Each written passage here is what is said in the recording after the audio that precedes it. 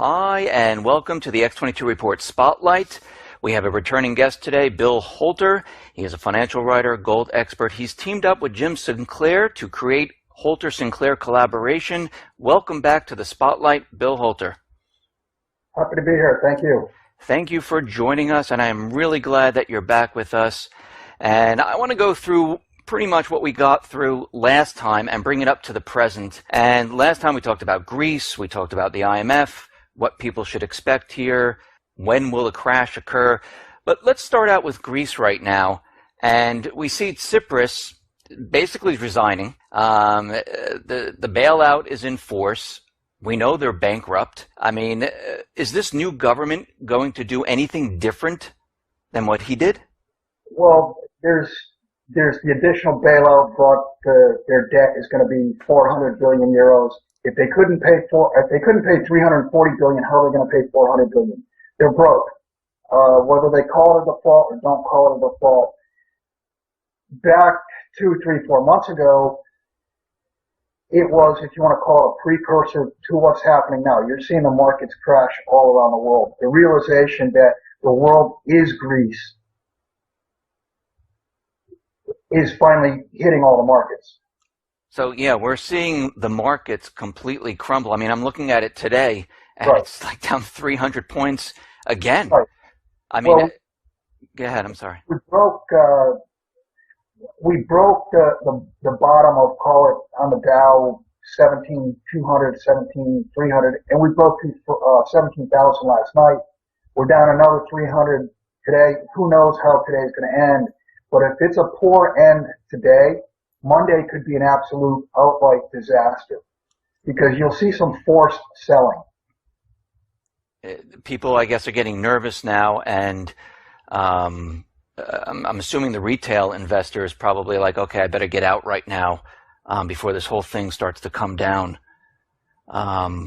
It's not just nervousness. There's, as I mentioned, there is and there's going to be forced selling. There's huge, there's the amount of margin in the system now, on a percentage basis, rivals all the highs. So you're going to have margin calls. And there will be, if they don't turn this thing around today, the weekend, people are going to figure out and have margin calls hit first thing Monday morning. They're going to be forced to sell. It's not a question of whether they want to or are afraid. They're going to have to sell. And margin calls will beget margin calls. The whole system is based on credit. This is a credit unwinding. You're seeing it all over the world. You're seeing it in all markets all over the world.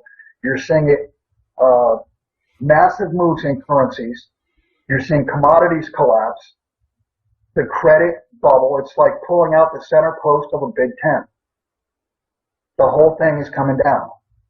And how far do you think, I mean, let's say we close today on this low note, I don't know, 300 points down, 400 points, whatever it is, 200 points down. On Monday, which I guess will be Black Monday, I mean, how far do you think this would go down? It could go down until they close the markets. You could see the markets close. China did it a few, 2 weeks ago, 3 weeks ago. You could see our markets close Monday. Do you think that would be the only way to stop the selling? so? I know the New York Stock Exchange, the Nasdaq, and the BATS. They all have kill switches to stop the market from going down. I mean, Right. I mean, who knows? I mean, they might throw the switch and say, okay, whoa, we got to cut They this have off. they have circuit breakers, and they put the circuit breakers in force several years back, and I don't remember exactly what the levels are where the circuit breakers hit, but let's say we hit the circuit breakers a couple times. There is one way to stop the selling, and that is just pull the plug on the market, to shut everything down. And how long do you think the market will be shut down? I have no idea. I would think that if we have something like that were to happen Monday, they'd try to reopen it Tuesday. Maybe they could get it reopened. Maybe they could muster enough force to get some type of a bounce going. It's hard to say, but ultimately the markets are going to close and we're going to have a reset. Mother Nature is going to have her revenge. I mean, is this being brought on also by what's happening in China? Because I see manufacturing is way down, their market is way down. Okay. You think people are selling there, looking over here, going, okay, let me get out, and this is what you're talking about, forced selling? I know institutions purchase a huge amount of blocks of stock, and I know when I was working for Tia Kref, basically they bought in huge blocks, and they would buy and sell in huge blocks, and I know back in 2008 they were just dumping it at that point. So is this being brought on because of what happened in China, or? No, it's being brought on because systemically, worldwide, everywhere, there is too much debt. And we reached a level of debt saturation back in 2007, 2008. And then what you had was sovereign governments step up and try to reflate by borrowing more. Now sovereign governments across the board have reached debt saturation, and the pie, GDP, global GDP, is no longer growing. So the pie is stagnant or even shrinking. And you cannot service the debt to the pie with a stagnant or shrinking GDP. And that's what the currency wars are about. That's what the devaluations are about, is to try to get a bigger slice of a same size or smaller pie. So going forward now, I mean, do you think going into the fall that this is just going to get worse as we go forward now? I mean, we're seeing this right now, these huge fluctuations, and when we hit, September, October, November, I mean, are you seeing this whole thing just pretty much unravel and collapse on itself? I do. I believe that we're going to have a complete unraveling. Whether it unravels right from here, I don't know. But the complete unwind of the credit structure is going to occur. There's just too much debt to be serviced. And the debt is bad. You can't make, I wrote this back in 2007, 2008. You cannot make bad debt good by adding liquidity. Because when you add liquidity, that's adding more debt. You can't fix a debt problem with more debt, and that's what they've tried to do. And it has not worked. It will not work. So for the everyday person on the street, I mean, if this is unraveling right now, are we going to see mass layoffs like we did? I mean, I remember in 2008 when everything started to fall apart, you saw all of a sudden companies like, okay, we're laying off these people, and you see, Lehman, they're walking out with their boxes. You see other companies start to lay off. Do you think this is going to be a domino effect as we go forward, where layoffs are going to be happening? I think you're missing the point. Oh, If the credit system unravels, you're talking about the banks closing. You're talking about the brokers closing. When credit ceases, that means distribution is going to break down. That means products don't make it to Walmart's shelves. That means you could go to your job, but you're not going to get paid because they can't pay you because the bank is closed, because the credit system is shut down. You could see a complete closure and shutdown of the system, of everything. We're not going into a, quote, recession where things get tough and you tighten your belt. I'm talking about a complete closure of the system. They're going to have to reboot it. They're going to have to reset the system. And when things, it's not the closure that's going to kill you. It's the reopening that'll kill you. And I say that because the reopening, people are going to all of a sudden think they were sitting on, $1 million worth of XYZ or whatever. And it may only have purchasing power of $20,000. Who knows? You're looking at a reset of everything. You're looking at a reset of currencies, of all credit, of all equities, of real estate, et cetera, down the line. And how long this is going to last, I don't know. but they're going to have to reboot the system, and it's going to have to be rebooted, I believe, with gold as a foundation for money, because all money is credit. No money is real in today's world. So you're talking about the collapse of the system. Basically, it's Right. a complete disaster. Forget about layoffs. Forget about everything's Right. just shut down. Right. And the people that have their stocks, their money in the bank, basically that will be devalued. And right.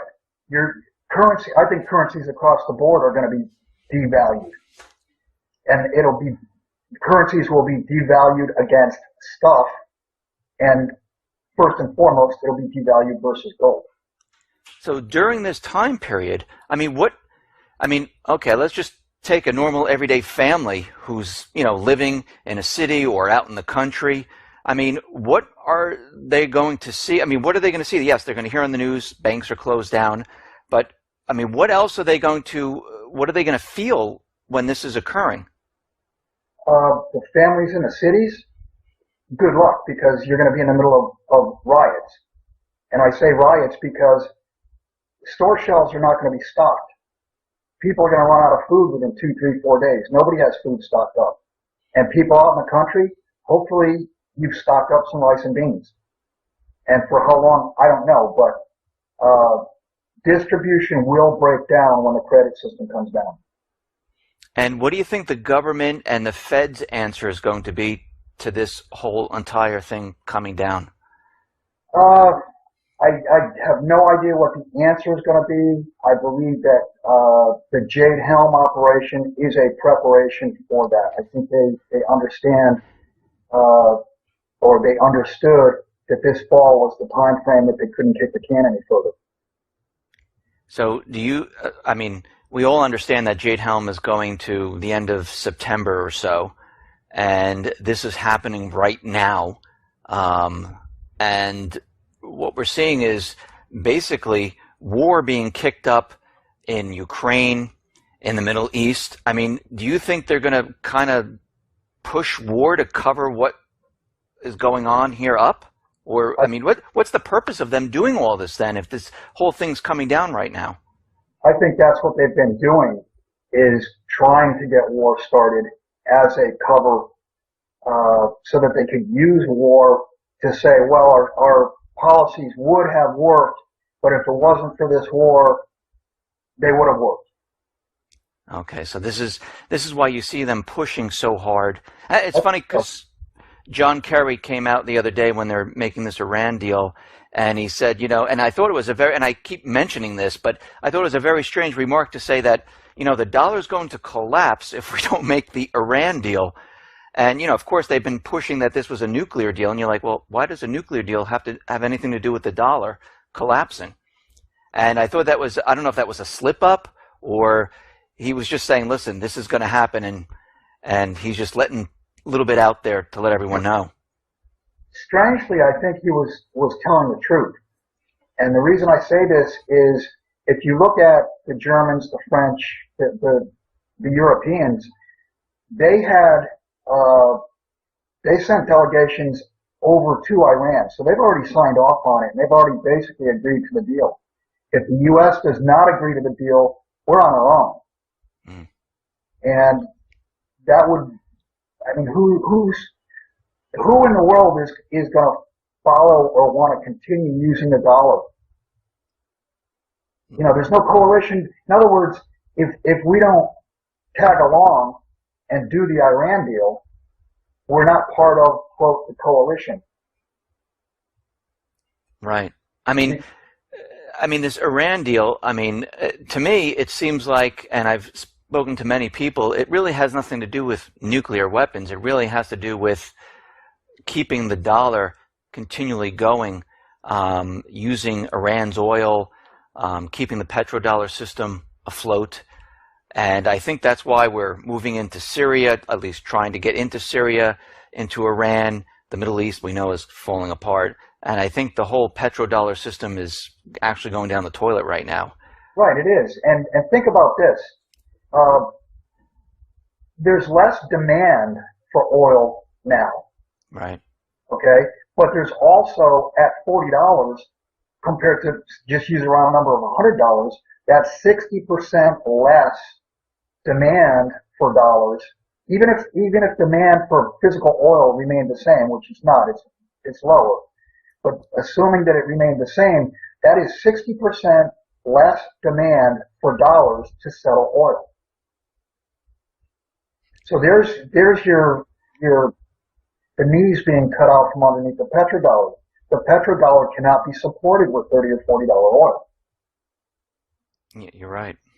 So let me ask you this. How does this then fit into what's been happening with gold? I mean, if this whole thing is starting to fall apart, you're talking about a collapse situation, what are we going to see with gold? I mean, is this still going to be at the $1,100 level? And we know it's included with paper gold and things like that, but are we going to see a dramatic increase of gold?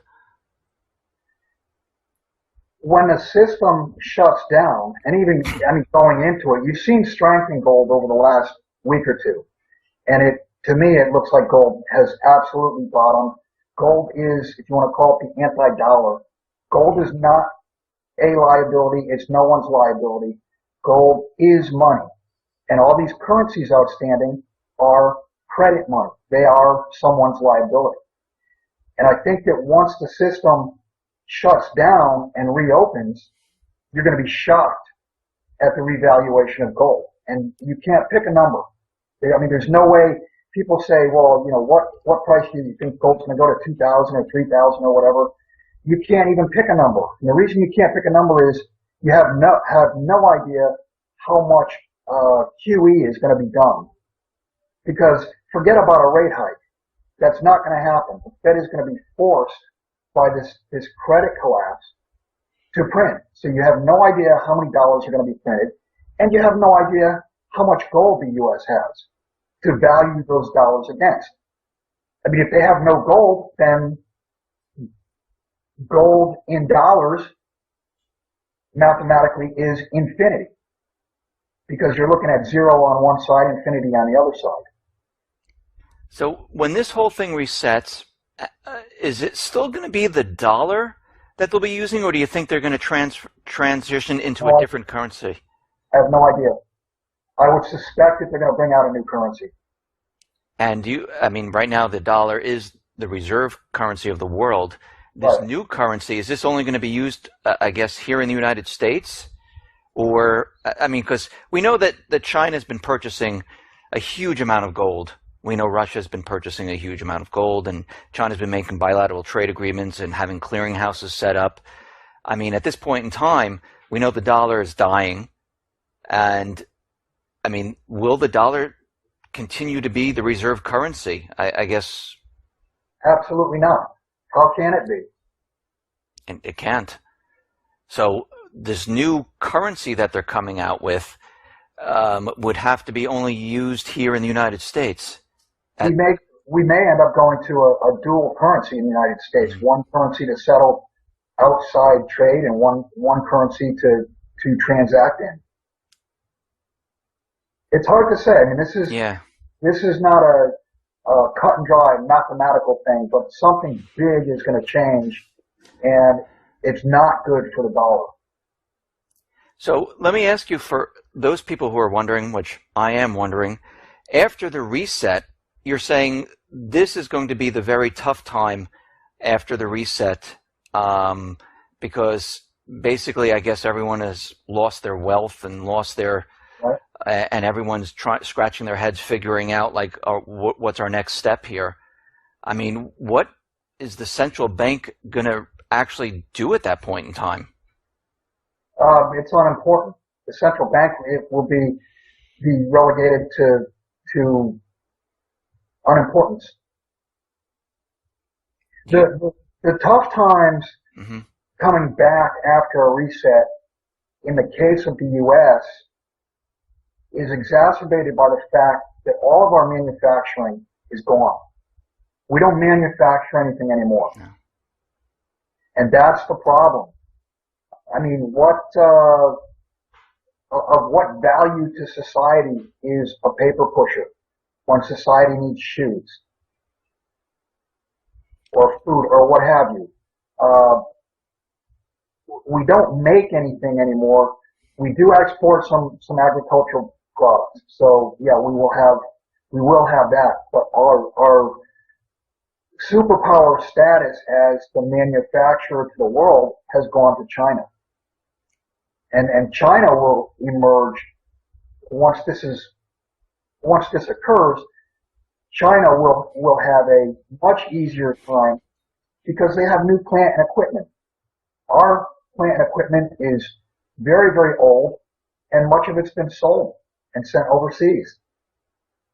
So with China becoming the world manufacturing empire and the U.S.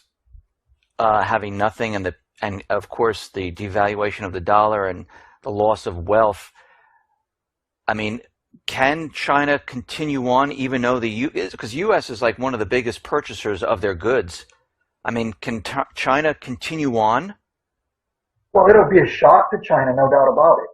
But China has been trying to create the old Silk Road. They've been trying to do that for the last over a year now. Mm-hmm. And they've been doing currency swap deals. They've been making trade deals all over the world.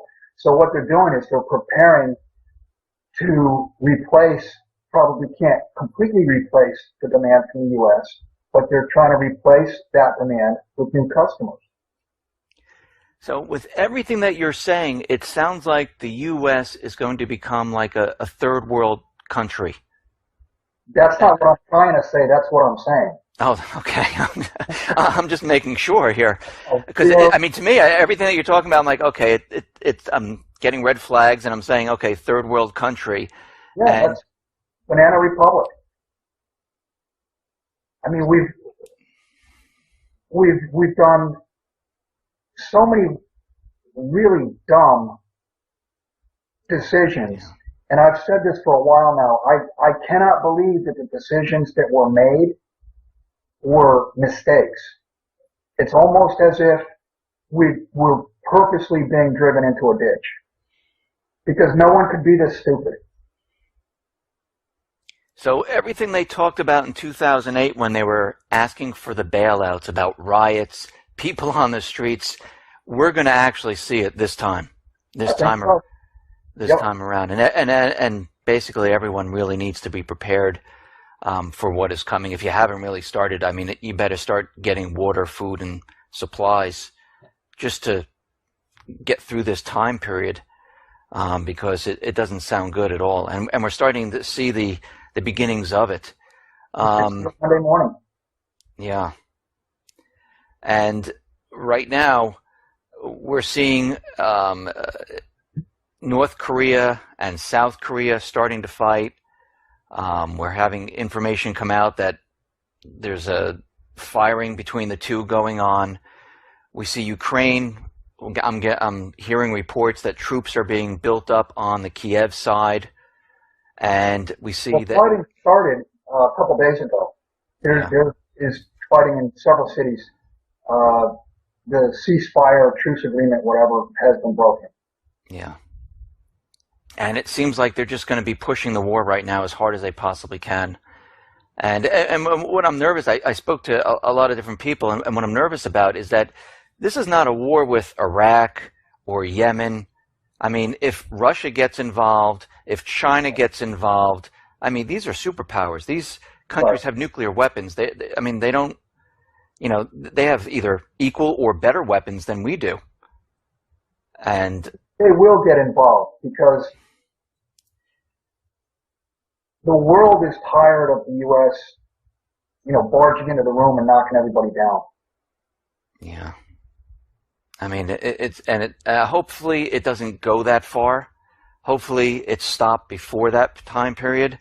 But I see the U.S. government, they just keep pushing and pushing. And it seems like they can never admit that, oh yeah, this is a failure, this is not good policy. And it feels like they just continually push and push until they get what they want, no matter what happens. The risk is that the U.S. kicks the table over. That's the risk. Yeah. Okay, listen, I really appreciate you coming on the X22 Report Spotlight and giving us all this fantastic information. Thank you very much, and I appreciate it. My pleasure. Sorry to bring you the bad news, but I mean, it's mathematically, it's over. Yeah. I know I'm going on further here, but I knew when I was looking at everything, seeing what's happening now, you could just tell that we're coming to a period of time where the whole thing's just completely falling apart. I mean, Yeah, it's unraveling. Yeah. It's unraveling and everything's connected. So Yeah. everybody owes everybody and no one's going to trust anyone. Yeah. Listen, thank you very much. Thank you.